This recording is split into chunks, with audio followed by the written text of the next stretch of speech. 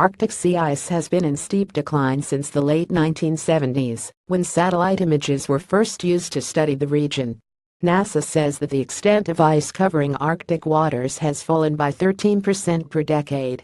The 10 lowest ice minimums, measured each September, after the summer thaw, have all been recorded since 2007. Scientists say the disappearance of sea ice is largely a result of climate change, with the Arctic warming at a faster rate than any other region. This year, sea ice reached its minimum on September 13, according to the National Snow and Ice Data Center in Boulder, Colorado.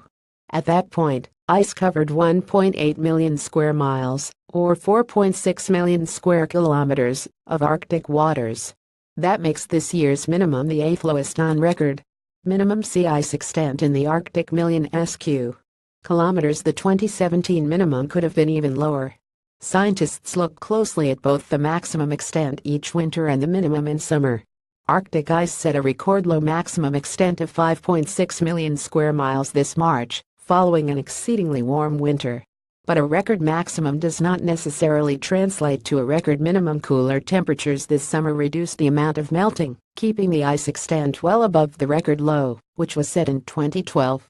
What happened is that weather patterns got in the way, said Mark Serres, director of the center.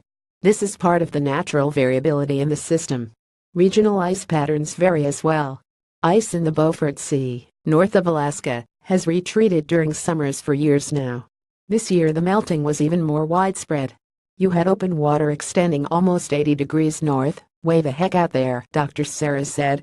2017 Arctic sea ice minimum iced extent on September 13, 2017 in median for the date. The retreat of the ice is not good news for polar bears, which are already in decline in the southern Beaufort. The bears depend on the ice for hunting seals, a critical part of their diet.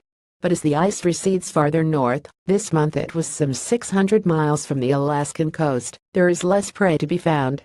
Another difference this year, Dr. Serres said, is that the ice loss began very early. If you see the ice leaving early in the season, you expose these dark open ocean areas, which are going to absorb more heat, he said. That early melt starts a feedback process as the exposed warmer waters accelerate the ice loss. Source: National Snow and Ice Data Center. Data on the extent of Arctic sea ice was collected every other day in years 1979 through 1987, but daily thereafter. In the charts, daily data is based on a 5-day running average,